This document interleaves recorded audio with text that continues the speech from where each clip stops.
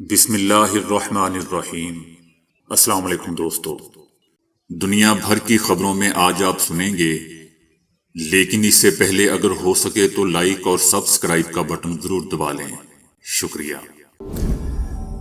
اسرائیلی جنگ کا دائرہ وسیع ہو سکتا ہے، امریکہ۔ دنیا کو امریکہ کو اسرائیل فلسطین تنازع کا ذمہ دار ٹھہرانا چاہیے۔ ایران ہمارے صبر کو آزمانے کی کوشش نہ کرے، نیتن یاہو۔ امریکہ سعودی عرب اور مصر سے حماس کی مذمت نہ کرا سکا۔ جنگ بندی کے لیے روس کی قرارداد منظور نہ کی جا سکی۔ نیتن یاہو کو ہماری جان چھوڑ دینی چاہیے، اسرائیلی میڈیا۔ اسرائیل منصوبہ بندی کے تحت غزہ میں نسل کشی کر رہا ہے، اسپین۔ امریکہ نے براہ راست اسرائیلی جنگ کا کنٹرول اپنے ہاتھ میں لے لیا۔ غزہ میں فلسطینیوں کو مارنے میں امریکہ اور اس کے فوجی کمانڈرز براہ راست ملوث۔ حماس کے حملے کے خلاف اظہار یکجہتی کے لیے اسرائیل جاؤں گا، صدر جو بائیڈن۔ تو آئیے چلتے ہیں تفصیل کی جانب۔ امریکہ نے حماس کے خلاف جنگ میں اسرائیل کی مدد کے لیے امریکی جنگی بحری بیڑا بھیجنے کے اعلان کے تناظر میں خبردار کیا ہے کہ مشرق وسطی میں جنگ کا دائرہ بڑھ سکتا ہے۔ اسرائیل نے 8 روز پہلے حماس کے اسرائیل کے اندر غیر معمولی حملوں کے جواب میں غزہ پر بمباری کی مہم شروع کی ہے، جس میں خواتین، بچوں سمیت 3000 سے زائد فلسطینی شہید ہو چکے ہیں، جن میں سے 1/4 بچے بھی شامل ہیں۔ اس تنازع میں اضافے کا خدشہ ہے اور شمال میں دوسرا محاذ کھل سکتا ہے، اور یقیناً اس میں ایران کی شمولیت کا خطرہ ہے۔ امریکہ نے غزہ میں فوجی موجودگی کے بارے میں کہا ہے کہ ایران خطے میں سب سے بڑا خطرہ ہے۔ امریکی بحری جہازوں کے ساتھ جنگی جہاز اور حملہ آور طیارے بھی ہیں۔ غزہ کو علاقائی تنازع بننے سے روکنے کی ہر ممکن کوشش کی جا رہی ہے، ایسا دوستو امریکہ کا کہنا ہے۔ ایران کا کہنا ہے کہ تنازع میں ایران کے ملوث ہونے کی کیا سرائیاں سیاسی مقاصد اور اصل مسئلے سے توجہ ہٹانے کے لیے ہے۔ صہیونی ریاست کی جانب سے ضروریات زندگی کی بندش پر فلسطینیوں کا رد عمل آنا قدرتی عمل ہے۔ ایران کا کہنا ہے کہ اسرائیل فلسطین تنازع کا ذمہ دار امریکہ ہے۔ صہیونی ریاست کے مظالم کی امریکی حکومت قصوروار ہے۔ فلسطینیوں پر مظالم ڈھانے کے لیے امریکی حکومت صہیونی ریاست کی حمایت کر رہی ہے۔ اگر یہ غیر انسانی اقدامات جاری رہے تو صورتحال قابو سے باہر ہو جائے گی۔ دنیا کو امریکہ کو اسرائیل فلسطین تنازع کا ذمہ دار ٹھہرانا چاہیے۔ خطے میں امریکی بحری بیڑا بھیجنا مظلوموں کی بجائے ظالم کا ساتھ دینے کا مظہر ہے۔ تنازع میں ایران کے ملوث ہونے کی کیا سرائیاں سیاسی مقاصد اور اصل مسئلے سے توجہ ہٹانے کے لیے ہیں، ایسا دوستو ایران کا کہنا ہے۔ اسرائیلی پارلیمنٹ سے خطاب کرتے ہوئے اسرائیلی وزیر اعظم نے کہا ہے کہ حماس کے پاس اسرائیلی یرغمالیوں کی واپسی سے دستبردار نہیں ہوں گے۔ نیتن یاہو نے کہا ہے کہ اسرائیل کی سلامتی کے لیے جنگ جاری ہے، آرمی میں ہر قسم کی کوتاہی کی تحقیقات کی جائے گی۔ ان کا کہنا تھا کہ ایران اور حزب اللہ اسرائیل کے صبر کو آزمانے کی کوشش نہ کریں۔ دوسری جانب برطانیہ کے وزیر اعظم کی اتنی صحت نہیں ہے جتنی انہوں نے بھڑک ماری ہے کہ حماس کی ستائش کرنے والوں سے پوری قوت سے نپٹیں گے۔ تمام یرغمالیوں کو فوری طور پر رہا کیا جائے۔ رشی سونک نے کہا ہے کہ حماس نے تقریباً 200 افراد کو یرغمال بنایا ہوا ہے۔ حماس کے اسرائیل پر حملے میں 6 برطانوی بھی ہلاک اور 10 لاپتہ ہیں۔ برطانوی وزیر اعظم کا مزید کہنا تھا کہ حماس کی ستائش کرنے والوں سے پوری قوت سے نپٹیں گے۔ برطانوی وزیر اعظم نے کہا کہ ہم برطانیہ کی مسلم کمیونٹی کے ساتھ بھی کھڑے ہیں۔ برطانیہ خطے میں استحکام کے لیے سفارتکاری کے تمام حربے استعمال کرے گا۔ امریکی وزیر خارجہ کو مصری صدر نے یہودی ہونے کا بیان دینے پر آڑے ہاتھوں لیتے ہوئے کہا ہے کہ آپ خود کو یہودی کہہ کر یہودیوں کا دکھ سمجھنے کے دعوے دار ہیں۔ جبکہ میں مصر میں یہودیوں کے درمیان پلا بڑا ہوں، یہاں یہودی کسی ظلم کا نشانہ نہیں بنے۔ اس پر اینٹونی بلنکن یہ کہنے پر مجبور ہو گئے کہ وہ یہودی نہیں۔ حماس کے ظلم سے پریشان ایک انسان کے طور پر مصر آئے ہیں۔ مصری صدر نے کہا کہ اسرائیل حق دفاع سے بڑھ کر فلسطینیوں کو اجتماعی سزا دے رہا ہے۔ امریکہ سعودی عرب اور مصر سے حماس کی مذمت نہ کرا سکا۔ سعودی ولی عہد محمد بن سلمان نے اسرائیلی حملے بند کرنے کی وارننگ دی ہے۔ مصر نے امریکیوں کے لیے رفح بارڈر کھولنے کو غزہ کو غذائی امداد بھجوانے کی اجازت سے مشروط کر دیا ہے۔ اسرائیل نے یہ امداد روکی ہوئی ہے۔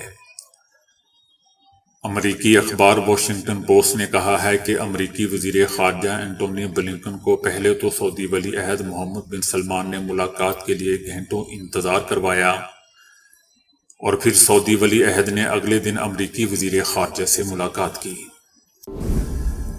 ایران نے کہا ہے کہ غزہ میں جنگی جرائم پر خاموش تماشائی نہیں بنیں گے۔ احتیاطی تدابیر کے طور پر آئندہ چند گھنٹے میں کوئی بھی اقدام کیا جا سکتا ہے۔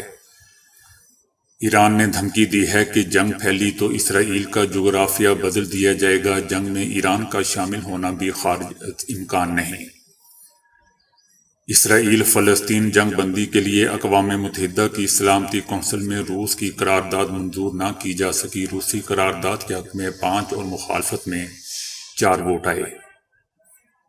روسی قرارداد کے حق میں 4 اور مخالفت میں 4 ووٹ آئے۔ امریکہ، برطانیہ، فرانس اور جاپان نے مخالفت میں ووٹ دیا۔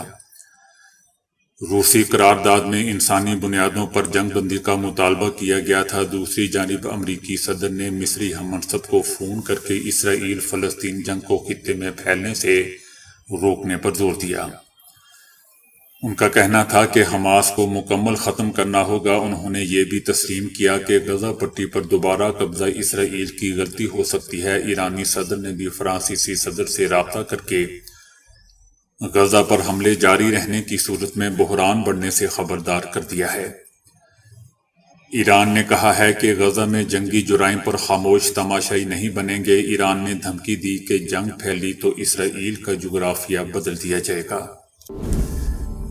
اسرائیلی میڈیا اور عوام کا نیتن یاہو کے بارے میں کہنا ہے کہ یہ شخص جنگ میں اسرائیل کی قیادت کرنے کے لائق نہیں ہے۔ عوام اور میڈیا نے آپریشن طوفان الاقصی کے شروع ہونے کے بعد دوسری مرتبہ نیتن یاہو کی برطرفی کا مطالبہ کر دیا ہے۔ میڈیا نے نیتن یاہو کی تصویر جاری کرتے ہوئے عنوان دیا کہ نیتن یاہو وزارت عظمیٰ کے لیے موضوع نہیں ہے، اسے ایک دن بھی اس منصب پر نہیں رہنا چاہیے۔ اسے کل یا اگلے ہفتے نہیں بلکہ اسی وقت چلے جانا چاہیے۔ ہم نے نیتن یاہو کو ایک بناوٹی چہرے کے ساتھ دیکھا جب وہ امریکی وزیر خارجہ کے پاس کھڑا تھا اور عجیب و غریب حرکتیں اور تقریر کر رہا تھا، حالانکہ اس کے چہرے سے پریشانی کے آثار نمایاں نہیں تھے جو اس بات کو ظاہر کر رہے تھے کہ یہ شخص جنگ میں اسرائیل کی قیادت کرنے کے لائق نہیں ہے۔ یاد رہے دوستو کہ گزشتہ ہفتے اسرائیل کے خلاف حماس نے آپریشن طوفان الاقصی کا آغاز کیا تھا، جس میں ابھی تک 1800 صہیونی ہلاک اور 4500 سے زائد زخمی ہو چکے ہیں۔ دوسری جانب صہیونی حکومت نے غزہ کا تمام اطراف سے محاصرہ کرنے کا حکم صادر کر دیا ہے۔ اسپین کے تھنک ٹینک کا کہنا ہے کہ غزہ کے لوگ یورپی اور امریکی امداد سے منصوبہ بندی کے تحت جانے والی نسل کشی کا سامنا کر رہے ہیں۔ ہم اس کی سخت مذمت کرتے ہیں۔ انہوں نے غزہ میں جاری جنگی جرائم کو اسرائیل کی جانب سے فلسطینیوں کی نسل کشی قرار دیا ہے۔ یورپی یونین اور امریکہ اسرائیل کے جنگی جرائم میں شریک ہیں۔ اسرائیل کے خلاف عالمی فوجداری عدالت ICC میں مقدمہ چلنا چاہیے۔ دوستو یاد رہے کہ غزہ پر اسرائیلی بمباری کا سلسلہ جاری ہے، جس میں اب تک شہید فلسطینیوں کی تعداد کئی سو تک پہنچ گئی ہے۔ غزہ میں اسرائیلی بمباری سے تباہ عمارتوں کے ملبے میں 1000 سے زائد فلسطینیوں کی باڈیز بھی پڑی ہوئی ہیں۔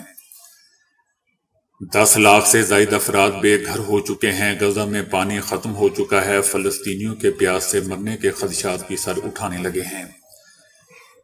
اسرائیلی بمباری کے بعد غزہ کے 4 ہاسپٹل میں علاج بھی بند ہو چکا ہے۔ اسرائیل نے مزید ہسپتالوں میں خالی کرنے کی وارننگ دی ہے۔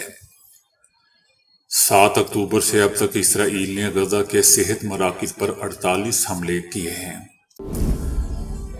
امریکی وزیر خارجہ اینٹونی بلنکن نے خطے کے ممالک کے دورہ جات بھی بے نتیجہ ثابت ہوئے ہیں، جبکہ غزہ میں مقیم فلسطینی شہری بھی بھرپور استقامت کا مظاہرہ کر رہے ہیں۔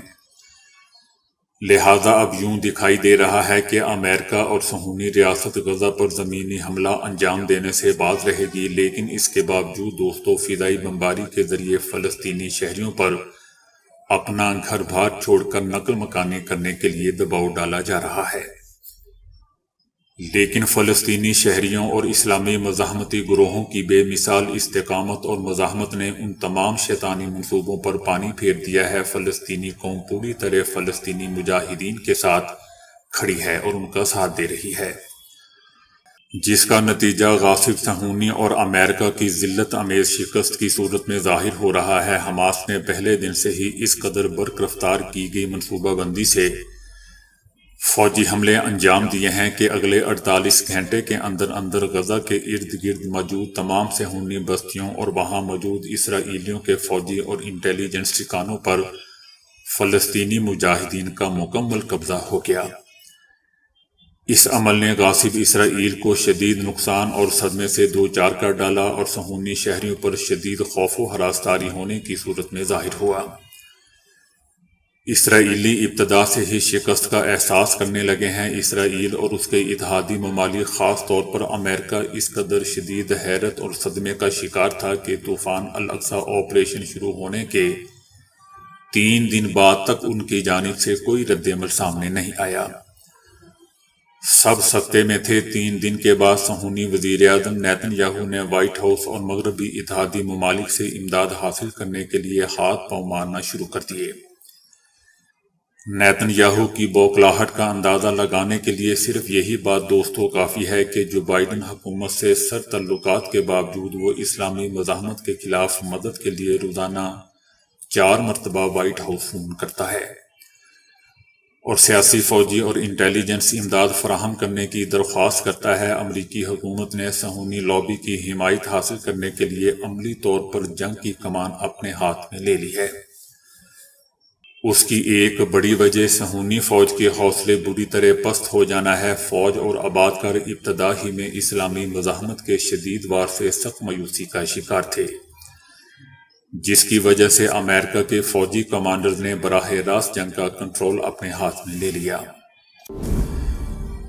پہلے قدم پر شکست خوردہ صہیونی آرمی اور اس کے حامیوں، خاص طور پر امریکہ نے وسیع پیمانے پر غزہ میں عام شہریوں کو شدید ترین فضائی حملوں کا نشانہ بنانا شروع کر دیا۔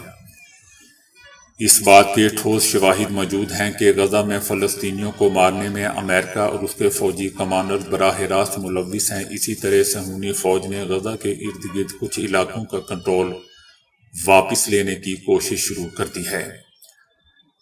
غزہ میں عام شہریوں کو مارنے کے ساتھ امریکہ اور برطانیہ نے اسرائیلی ذلت امیز شکست کا ازالہ کرنے کے لیے ایک شرمناک اور مجرمانہ منصوبہ پیش کر دیا ہے۔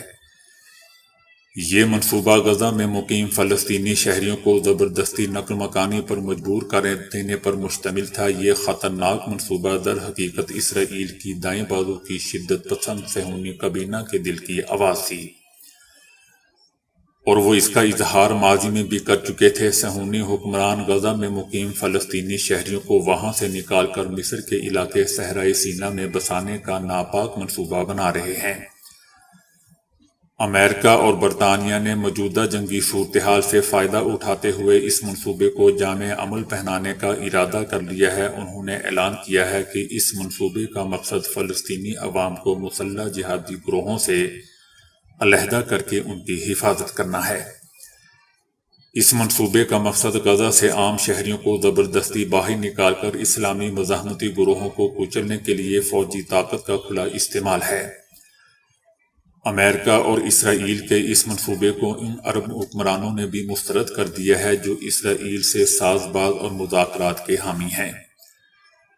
جب یہ منصوبہ ناکام ہو گیا ہے تو اسرائیل نے غزہ کے شمال میں بسنے والے فلسطینی شہریوں کو 24 گھنٹے کے اندر اندر اپنا گھر بار چھوڑ کر جنوبی غزہ چلے جانے کا الٹیمیٹم دے دیا ہے۔ امریکی صدر نے کہا ہے کہ حماس فلسطینیوں کے حق خود ارادیت کے لیے کھڑی نہیں ہوئی کچھ بنیادی اقدار ہیں جو ہمیں امریکیوں کے طور پر اکٹھا کرنا چاہیے۔ ان بنیادی اقدار میں نفرت، تعصب اور تشدد کے خلاف کھڑا ہونا ہے۔ امریکی صدر جو بائیڈن نے اسرائیل کے دورے پر جانے کی تصدیق کی ہے۔ جو بائیڈن نے کہا ہے کہ حماس کے حملے کے خلاف اظہار یکجہتی کے لیے اسرائیل جاؤں گا اور اسرائیل کے دورے کے بعد اردن کا سفر کروں گا، جو سنگین انسانی ضروریات سے نمٹنے اور رہنماؤں سے ملاقاتوں کے لیے ہوگا۔ صدر جو بائیڈن کا کہنا تھا کہ نفرت کی کارروائیاں ہماری بنیادی اقدار کے خلاف کھڑی ہیں اور امریکہ میں نفرت انگیزی کے لیے کوئی جگہ نہیں ہے۔ بھارت میں نہایت ہی حیران کن واقعہ پیش آیا ہے۔ شادی کے منڈپ میں دلہا اپنی ہونے والی بیوی کو دیکھنے کے بعد فرار ہو گیا۔ سوشل میڈیا پر ایک ویڈیو تیزی سے شیئر کی جا رہی ہے جس میں دلہا اور دلہن اپنے نئے سفر کے آغاز کے لیے رشتہ ازواج میں منسلک ہونے جا رہے تھے، لیکن رسم کی ادائیگی کے لیے دلہا جب اپنی نشست سے کھڑا ہوا تو ساتھ دلہن بھی اٹھنے لگی، لیکن وہ اپنا توازن برقرار نہ رکھ سکی اور لڑکھڑا کر گر پڑی۔ لڑکی کے نیچے گرنے سے اس کے چہرے سے گھونگھٹ بھی ہٹ گیا۔ دلہے نے جب لڑکی کو دیکھا تو فوری طور پر گلے سے پھولوں کو اتار کر پھینکتے ہوئے موقع سے ہی فرار ہو گیا۔ میڈیا پر چلنے والی اطلاعات کے مطابق دلہے اور دلہن نے شادی سے پہلے ایک دوسرے کو دیکھا نہیں تھا اور نہ ہی کوئی ملاقات ہوئی تھی۔ جب تک آپ اپنے مذہب کو نہیں سمجھیں گے آپ اپنے ساتھ دھوکہ کر رہے ہوں گے، چاہے عمر کے کسی بھی حصے میں ہوں۔ آپ نے یہ تو سنا ہوگا کہ بوڑھے ہو گئے، اتنی عمر ہو گئی اور اب مذہب بدل لیا، جس کی وجہ یہ ہوتی ہے کہ انسان کو جس راہ پر سکون ملتا ہے وہ اسی کی طرف گامزن ہوتا ہے۔ کورونا کے دوران مغرب میں اسلام تیزی سے پھیل رہا ہے، خاص کر خواتین میں۔ مثلاً 92 سالہ جیورجٹ لیپول نے اپنے مسلمان پڑوسی کے اچھے اخلاق سے متاثر ہو کر اسلام قبول کر لیا۔ خاتون نے کہا کہ میرا اسلام قبول کرنا دراصل اللہ کی طرف سے میری دعاؤں کا جواب ہے۔ جیورجٹ اور ان کے پڑوسی محمد احمد پچھلے 40 سالوں سے ایک ہی جگہ رہتے تھے۔ محمد احمد کی اہلیہ ہر وقت پردے میں ہوتی تھی۔ ایک دن جارجٹ نے ان سے پوچھا کہ تم پردہ کیوں کرتی ہو، جس پر اس نے کہا کہ یہ میرے دین میں ہے اور اللہ ناراض ہوتا ہے۔ عورتوں کے یوں بے پردہ رہنے سے پھر ایک دن شاپنگ مال پر گئی تو وہاں یہ گر گئی تھیں۔ ان کو ایک خاتون نے سنبھالا اور بٹھایا، پانی وغیرہ پلایا۔ اتفاق ایسا ہے کہ وہ بھی مسلمان تھیں اور پردے میں تھی۔ جارجٹ نے ان سے بھی یہی سوال کیا کہ وہ پردہ کیوں کرتی ہیں۔ اس نے جواب میں کہا کہ پردہ میری پہچان ہے، مجھے کوئی نہ پہچانے مگر میرا پردہ پہچانے، یہی میری اصل پہچان ہے۔ جارجٹ کو یہ بات بہت اچھی لگی اور انہوں نے گھر جا کر اپنے پڑوسی محمد احمد کی رہنمائی میں سب کے سامنے قبول اسلام کر لیا۔ اسی طرح 85 سالہ انگلینڈ کی خاتون نے بھی بڑی عمر میں اسلام قبول کر لیا۔ ان کو انصاف پسندی اور سچ بولنے کا اصول اتنا پسند آیا کہ انہوں نے اسلام قبول کر کے اپنا نام مریم شہادتن رکھ لیا۔ 60 سالہ خاتون جن کا تعلق امریکہ سے ہے، انہوں نے ارطغرل غازی کے کردار ابن عربی کے ڈرامے میں پیغامات سے متاثر ہو کر اسلام قبول کیا، جبکہ خاتون نے اسلام قبول کرنے کے بعد اپنا نام بدل کر ختیجہ رکھا۔ خاتون کا کہنا تھا کہ ابن عربی کے پیغامات سے زندگی کا رخ ہی بدل گیا اور کئی بار قرآن پاک ترجمے کے ساتھ پڑھا، جس کے بعد اسلام قبول کر لیا۔ 52 سالہ آئرش خاتون نے اسلام قبول اس وجہ سے کیا کیونکہ انہوں نے ایک دن سوشل میڈیا پر ایک خطبہ سنا تھا جس میں اسلام کے سنہری اصول اور خواتین کے پیروں تلے جنت کی بشارت کا پیغام تھا۔ اس سے متاثر ہو کر انہوں نے اسلام قبول کر لیا۔ تو دوستو ابھی کے لیے اتنا ہی۔ ویڈیو کو لائک اور شیئر کرنے کا بہت بہت شکریہ۔